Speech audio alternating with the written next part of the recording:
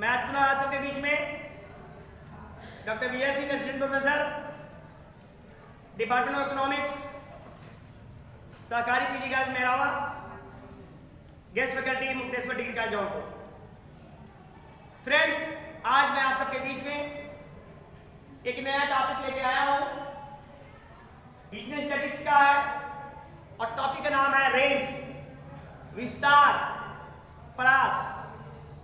Friend, जैसा कि आप जानते हैं, किसी समंक माला में, समंक समूह में जब आंकड़े बिखरे हुए होते हैं, आंकड़े बिखरे हुए होते हैं तो इसे हमें इसकी रेंज, विस्तार को ज्ञात करना पड़ता है। इस विस्तार को हम कैसे ज्ञात करेंगे, आज उसी पर हम चर्चा करेंगे। विस्तार का शाब्दिक अर्थ है किसी समंक श्रेणी में सबसे बड़े और सबसे छोटे मूल के अंतर ही विस्तार के नाम से जाना जाता है, विस्तार कहलाता है। यदि समंक श्रेणी में आंकड़े समन्वित नहीं है, सिस्टमेटिक नहीं है, तो इसे हम समित करते हैं, व्यवस्थित करते हैं, अरेंज करते हैं।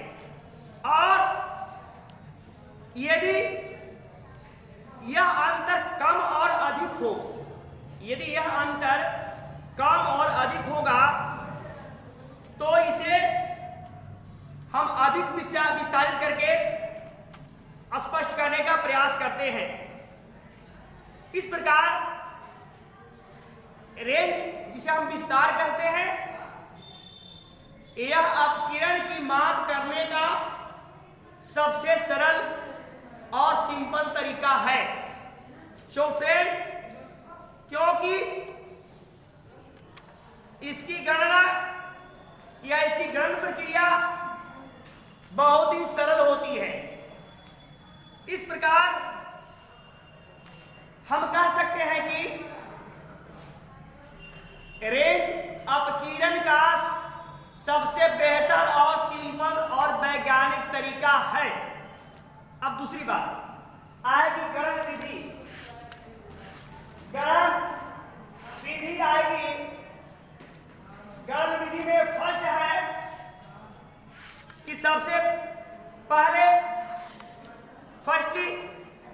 पहले हम पदमाला के न्यूनतम एवं अधिकतम मूल्य को ज्ञात कर लेते हैं। पहले क्या करते हैं? पहले हम क्या करते हैं?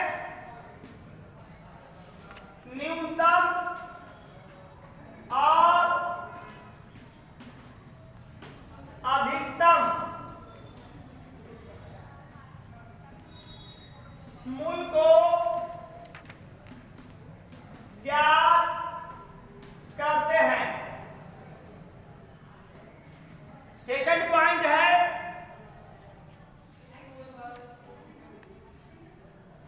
खंडित एवं अखंडित, खंडित एवं अखंडित मतलब डिस्क्रीट और कंटिन्यूअस। खंडित और अखंडित श्रेणी में दी गई आवृत्तियों को, दी गई आवृत्तियों को, ठीक है, ध्यान में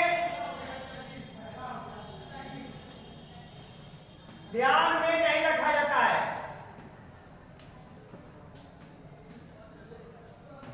मतलब पहली बात, इसमें न्यूनतम वैल्यू और अधिकतम मूल्य को ज्ञात कर लेते हैं। सपोज कर लीजिए, हेलो 0, 6, 5, 4, 3, 2, तो सबसे पहला दिया है फर्स्ट न्यूनतम और अधिकतम, मिनिमम और मैक्सिमम वैल्यू।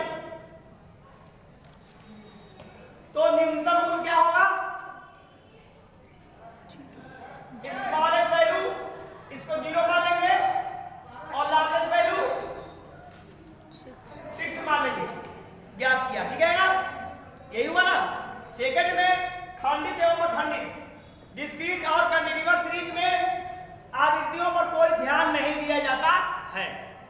एंड थर्ड, अखंडित श्रेणी की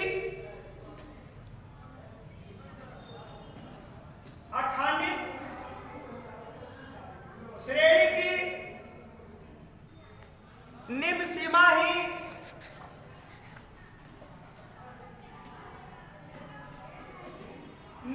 ही न्यूनतम मूल होता है।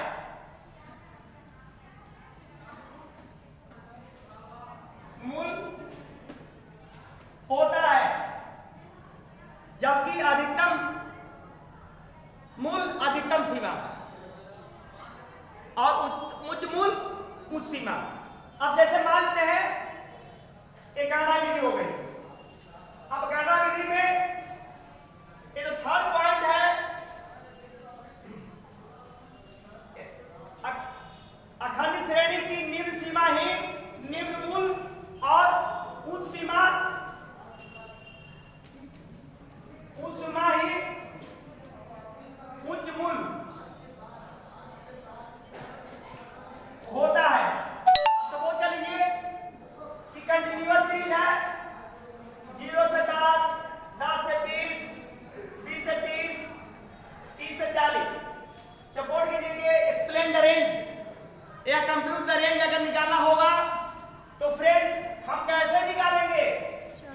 तो इस स्थिति में जानेंगे। अभी आपने लिखा है कि उस वर्ग की निम्न मूल ही निम्न सीमा ही निम्न मूल होगा या न्यूनतम मूल होगा, और अगर अधिकतम निकालना होगा तो उस इसकी कि पूरी समर्थमाला की अगर इस वर्ग की अगर निकालना है तो इसकी निम्न सीमा है उस सीमा, largest value smallest value.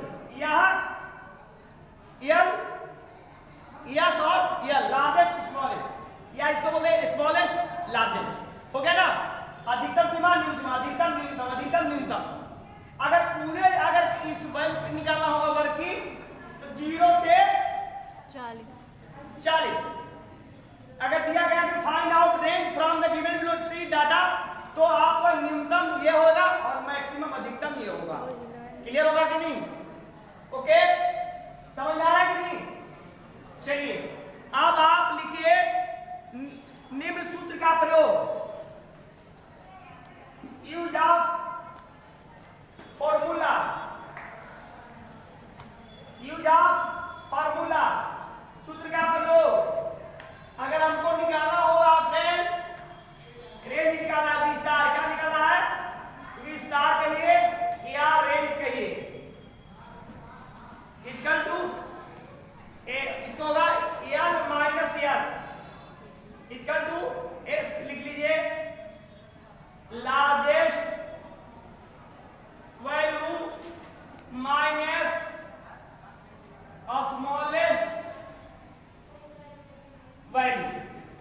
Value, या ऐसे लिख लीजिए R equal to L minus S, R equal to L minus S, R equal to L minus S. ठीक है? वेयर जहां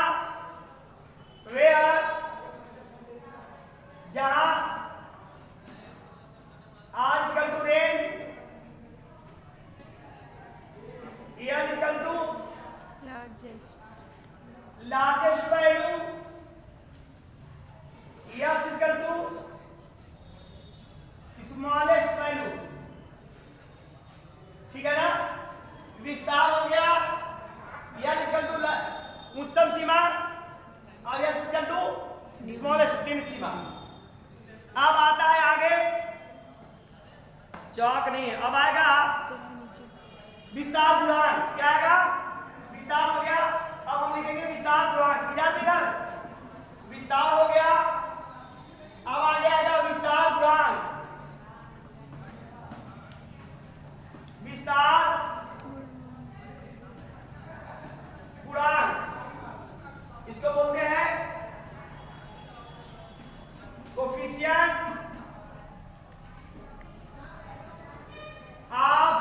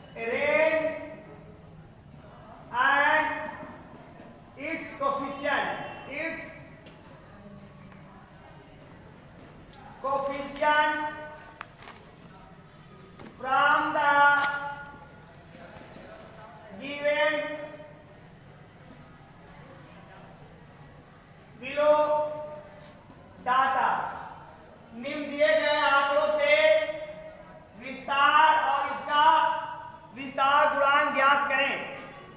क्वेश्चन लिखिए 200, 600, 900, 200, 600, 900, 1500, 30, 50, 90। हेलो फ्रेंड्स, यही क्वेश्चन है। अब आपसे पूछा जाएगा कि कौन सा सीरीज है, तो सीरीज आपको बताना पड़ेगा। कौन सा सीरीज है ये? इंडिविजुअल सीरीज है। क्या है? इंडिविजुअल सीरीज है। अब इसी को हमको निकालना है। क्या निकालना है? रेंज। आप चाहे तो इसको एडजस्टमेंट कर लेंगे व्यक्तिगत श्रेणी में, और नहीं तो कोई बात नहीं, क्योंकि आपको रेंज निकालना है। आप लिखेंगे सोल्यूशन। क्या लिखेंगे? सोल्यूशन। हल लिखेंगे। क्या लिखेंगे? हल। लिखते थे आप लोग, बनाते रहिए। हल लिखेंगे तो हल में क्या होगा? सबसे पहले आप ऑर्डरिंग में कर देंगे, नहीं करेंगे तो भी नहीं, ऑर्डरिंग में कर देंगे तो थोड़ा बेटर हो जाएगा। ऑर्डर में कर दीजिए। क्या करिए? ऑर्डर में कर दीजिए। संख्या डिसंख्या ऑर्डर में सबसे छोटा कौन है? 30, 50, 90, इसके बाद 200, 600, 900, 1500। फ्रेंड्स, आपको निकालना है, पहले क्या निकालना है? पहले आपको निकालना रेंज। तो निकालेंगे R इक्वल टू क्या होगा? L minus S। यही होता है ना? यही होता है ना? हेलो मैडम, आप देखिए, पहले उतारिएगा बाद में। सर जी देखिए, R equal to L minus S। तो R मतलब रेंज निकालना है, largest value minus smallest value. तो सबसे बड़ा मूल्य कौन होगा? 1500 माइनस सबसे छोटा वैल्यू कौन होगा? 30। यही होगा ना? तो निकाल दीजिए, कितना हो जाएगा? 30। हाँ, तो कुल कितना हो जाएगा? 1470। 1470। इसीलिए R इक्वल टू कितना हो जाएगा? 1470। 1470। अब हमको निकालना है CR। क्या निकालना है? अभी CR को देखा था हमें ना? हाँ, परियामत बुद्धूपुर इधर बहुत रहता है ज्यादा।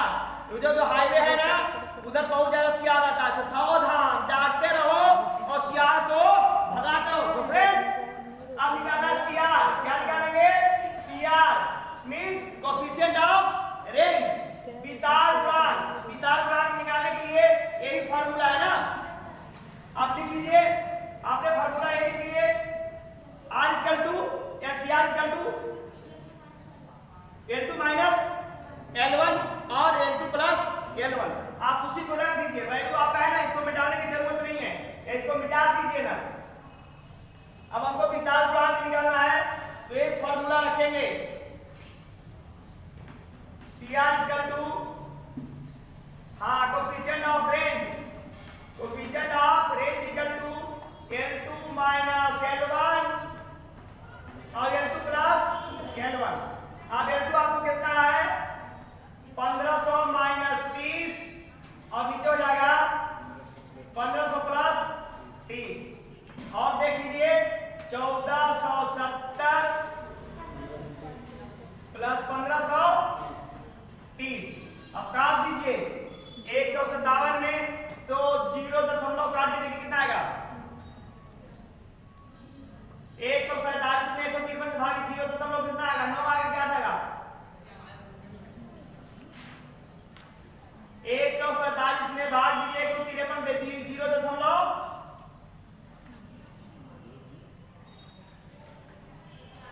अरे कैलकुलेटर नहीं है क्या?